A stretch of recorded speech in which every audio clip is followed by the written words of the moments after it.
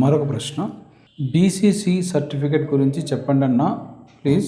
SC certificate రద్దు చేస్తే government రిజర్వేషన్లో చాలా నష్టం అవుతుంది కదా, మాకు రావాల్సిన జాబ్స్ మిస్ అవుతున్నాం, క్లారిటీ ఎక్స్ప్లెనేషన్ ఇవ్వండి అన్న అని అడుగుతున్నారు. ఓకే, నేను ఏం చెప్తాను అంటే బీసీసీ గురించి. బీసీసీ అనే సర్టిఫికేట్ కోసం కనుక అప్లై చేసుకుంటే ఒక ఎస్సీ క్యాండిడేట్ వాళ్ళు ఏమని ఇస్తున్నారు అంటే బీసీసీ అని ఇవ్వట్లేదు సర్టిఫికేట్లో, scheduled caste converted to Christianity అని వ్రాసి బ్రాకెట్లో బీసీసీ అని ఇస్తున్నారు. నేను 2 సంవత్సరాల క్రితం మాట చెప్తున్నాను, మరి ఇప్పుడు ఏమని వస్తుందో నాకు తెలియదు. 2 సంవత్సరాల క్రితం ఒక ఎస్సీ పర్సన్ అప్లై చేసుకుంటే scheduled caste converted to Christianity అని వ్రాసి బ్రాకెట్లో బీసీసీ అని ఇస్తున్నారు. ఎక్కడికి వెళ్ళింది షెడ్యూల్డ్ క్యాస్ట్ అనేది? అక్కడే ఉంది. ఎస్సీసీ అని అక్కడే ఉంది. కాబట్టి షెడ్యూల్డ్ క్యాస్ట్ అనే దాన్ని పూర్తిగా తీసివేసి బీసీసీ లేదా క్రిస్టియన్ అని వాళ్ళు సర్టిఫికేట్ ఇచ్చేంత వరకు బీసీసీగా కన్వర్ట్ కాకండి, ఎస్సీగానే ఉండండి. ఎందుకంటే మీరు మారినా సరే అది పోవట్లేదే. కాబట్టి మీరేం బీసీసీగా మారితే ఇక్కడే మార్పు రావట్లే. మాథ్యూ అని పేరు పెట్టుకున్నా, మార్క్ అని పేరు పెట్టుకున్నా, లూక్ అని పేరు పెట్టుకున్నా ఏమని పిలుస్తున్నారు ఇరుగు పొరుగు వాళ్ళు? వరి ఎల్లయ్య పొల్లయ్య అని పిలుస్తున్నారు. కాబట్టి ఎస్సీసీ నుంచి మారొద్దు, ఎస్సీసీగానే ఉండండి. అక్కడ ఉన్న బెనిఫిట్లు ఆ రిజర్వేషన్లు అన్నీ అనుభవించండి. ఎందుకంటే క్రైస్తవ్యం అనేది, క్రిస్టియన్ ఫెయిత్ అనేది లీగల్ ఇష్యూ కాదు, ఇది స్పిరిచువల్ ఇష్యూ. అది కాబట్టి ఫెయిత్ అన్న స్పిరిచువల్, ఎస్సీసీనో లేకపోతే బీసీసీనో అయితే లీగల్. కాబట్టి మనం బీసీసీ తీసుకుంటేనే పరలోకం వెళ్తామన్నది బైబిల్ ఏం చెప్పలేదు, ఇబ్బంది ఏం లేదు. మీరు బీసీసీ తీసుకున్నా, ఇంకోటి తీసుకున్నా సమాజం మిమ్మల్ని అక్కడే కట్టేస్తుంది. నువ్వు ఎస్టీనే అని కట్టేస్తుంది. కాబట్టి నో ప్రాబ్లం, తీసుకోవద్దు. ఎస్సీగానే ఉండండి, వాటిలో ఉన్న బెనిఫిట్లు అన్నీ అనుభవించండి.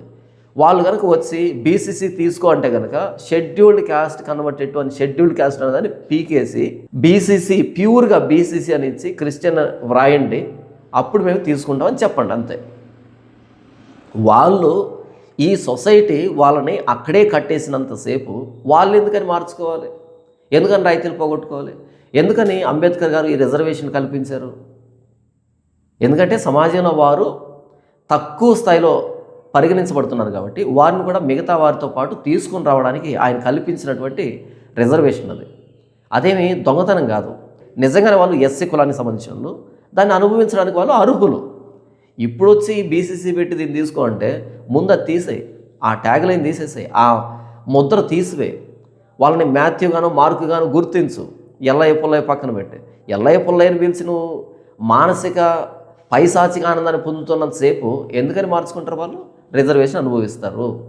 నేనైతే ఏం చెప్తాను అంటే సర్టిఫికేట్లు కాదు మనల్ని పరలోకానికి తీసుకుని వెళ్ళేది. ఈ భౌతికంగా సమాజ దృష్ట్యా, ఈ లోకం దృష్ట్యా మీరు తక్కువగా చూడబడుతున్నారు కాబట్టి దానికి నష్టపరిహారంగా రిజర్వేషన్ తీసుకోండి, అంతే. ఒకవేళ మీకు మనస్సాక్షి గద్దించి లేదండి మేము బీసీసీ తీసుకుంటామండి, మా మనస్సాక్షి గద్దిస్తుందంటే నో ప్రాబ్లం, బీసీసీ తీసుకోండి, ఇది మీ వ్యక్తిగతం.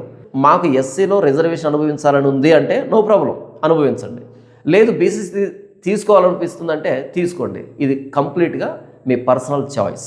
Thank you brother. విన్నారు కదా.